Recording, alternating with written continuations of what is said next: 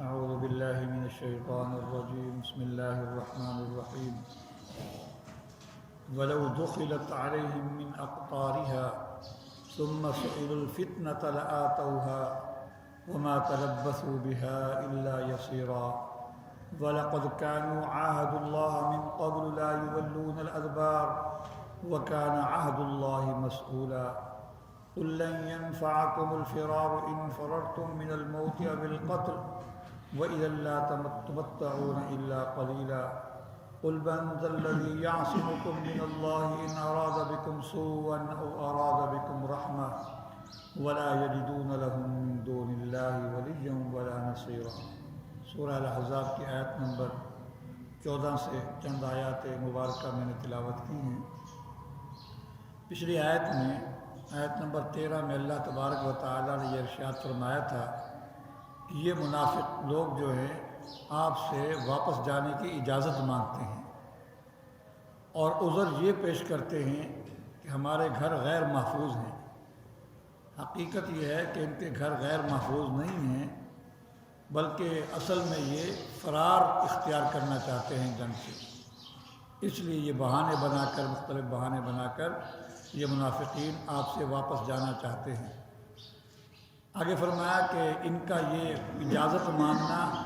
اس لیے جھوٹا ہے کہ وَلَوْ دُخِلَتْ عَلَيْهِمْ مِنْ أَقْطَارِهَا، اگر ان پر ان کے مدینہ کے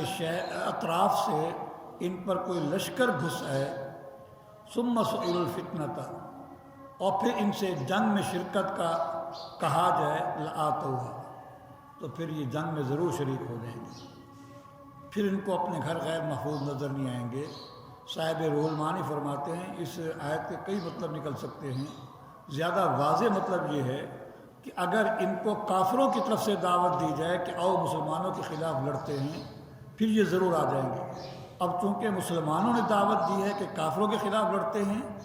اب یہ بہانے بنا رہے ہیں اور یہ اپنے گھروں کے غیر محفوظ ہونے کا عذر پیش کر رہے ہیں اور بہانہ بنا رہے ہیں۔ اگر انہی کو یہ کہا جائے کہ کوئی کافر لشکر ان کو دعوت دے کہ مسلمانوں کے خلاف آؤ لڑیں، تو پھر یہ بھاگے ہوئے آئیں گے لآتوہا، اور اس جنگ کو یہ قبول کر لیں گے، اس میں شریک ہو جائیں گے۔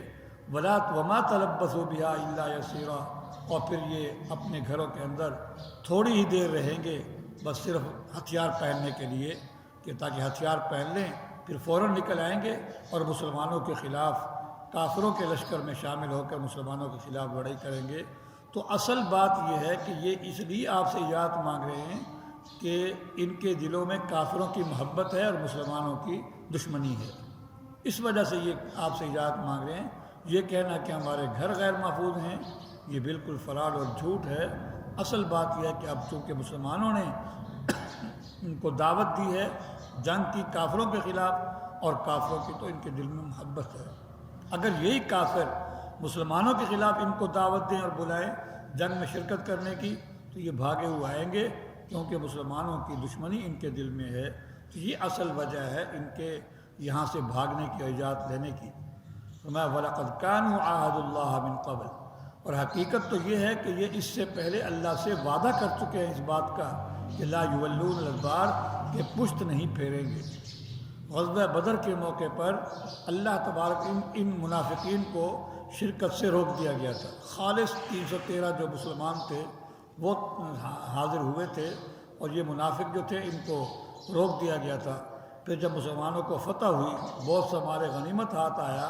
تو جب دیکھا کہ مسلمانوں کو فتح ہو گئی، مال غنیمت ہاتھ آیا، تو اپنا ہاتھ ملتے رہ گئے، اور کہ کاش ہم بھی شریک ہوتے تو ہم بھی مال غنیمت کے حقدار بن جاتے، حصہ دار بن جاتے۔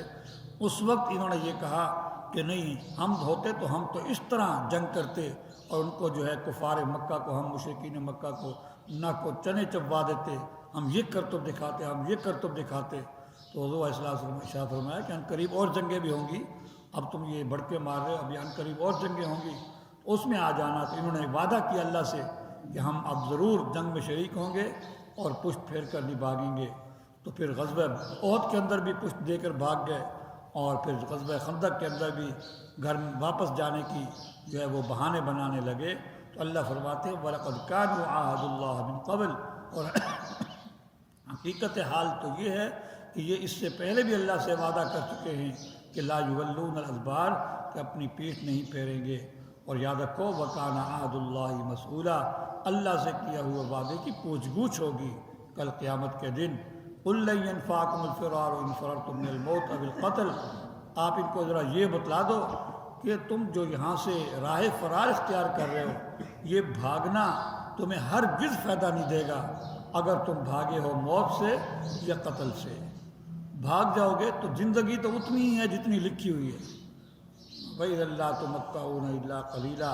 تو بھاگنے کی صورت میں تمہیں چند دن ہی کے تو تم جیو گے، چند دن ہی کے لیے تم جیو گے، اس سے زیادہ تو نہیں جیو گے، ہمیشہ تو یہاں نہیں رہنا۔ زندگی تو اتنی ہی ہے جتنی لکھی ہوئی ہے۔ قُلْ مَنْ ذَا الَّذِي يَعْصِمُكُم مِّنَ اللَّهِ، آپ ان کو یہ بھی بتا دو اگر اللہ تبارک و تعالیٰ تمہارے ساتھ برے حال کا ارادہ کرنا چاہے یا تمہیں موت دے دے تو تمہیں کون اللہ سے بچائے گا؟ او اراد بکم رحمہ، یا اللہ پاک تمہارے ساتھ کسی اچھی حالت کا ارادہ کرے، یعنی تمہیں موت نہ دے، زندگی دے دے، کیونکہ یہ زندگی دنیا کے اعتبار سے رحمت ہے کہ انسان نیکیاں کما سکتا ہے، بہت کچھ کر سکتا ہے نیکی آخرت کے حوالے سے۔ تو اگر اللہ پاک تمہارے ساتھ بری حالت کا ارادہ کرے یعنی موت دے دے، یا تمہارے ساتھ رحمت کا ارادہ کرے یعنی تمہیں موت نہ دے زندگی دے دے، تو کوئی بھی تمہیں اللہ سے نہیں بچا سکتا۔ اگر اللہ تمہیں موت دینا چاہے تب بھی کوئی رکاوٹ نہیں بن سکتا، اگر تمہیں اللہ زندگی دینا چاہے تمہارا کوئی بال بیکا نہیں کر سکتا، تمہیں کوئی قتل بھی نہیں کر سکتا، کوئی تمہیں زخمی بھی نہیں کر سکتا۔ اصل تو یہ نظریہ ہونا چاہیے کہ موت کا وقت تو مقرر ہے، اس لیے میدان جنگ سے بھاگنے کا کوئی فائدہ نہیں ہے۔